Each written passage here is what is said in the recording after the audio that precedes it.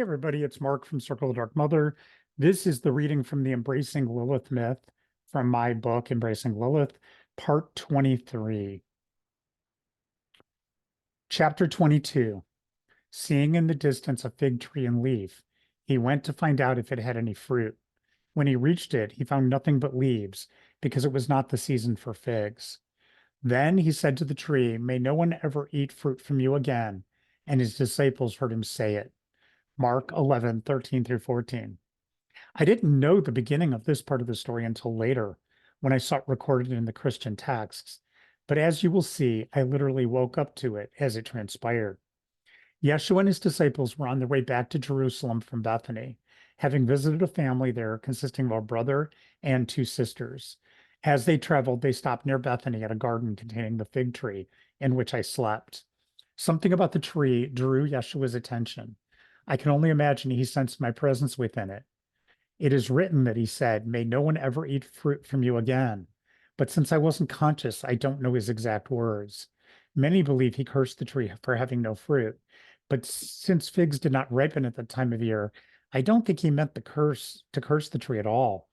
I believe he blessed me and protected me from evil by speaking to the fruit of knowledge of good and evil within me.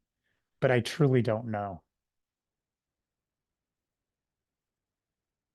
All I remember was waking up inside the tree and seeing a group of Jewish men in strange clothing standing around in the garden where I had slept. Their clothing looked strange because I had been asleep for centuries and much had changed.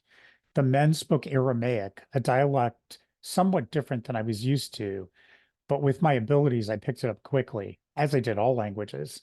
I stepped out of the tree, staying in spiritual form, watching their interaction.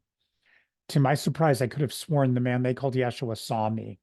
Most humans couldn't see my spiritual form unless I revealed myself to them, but I felt certain this man could. I cocked my head to the side, wondering what was different about him, and he gave me a brief smile before returning to his companions. Upon closer examination, I could sense waves of energy coming off of him, but I couldn't reach any deeper. He was human, but somehow different. The only time I had felt anyone with this sort of power had been during my time in the East. There I had encountered spiritual practitioners who were old souls with extremely solid bodies of light and great awareness. I decided he must be one of them, but the first one I had ever seen outside of India and the lands of the East. And that's the end for that chapter. We'll pick up with the next one. And we are coming closer to the close of this story. So hopefully you're enjoying it.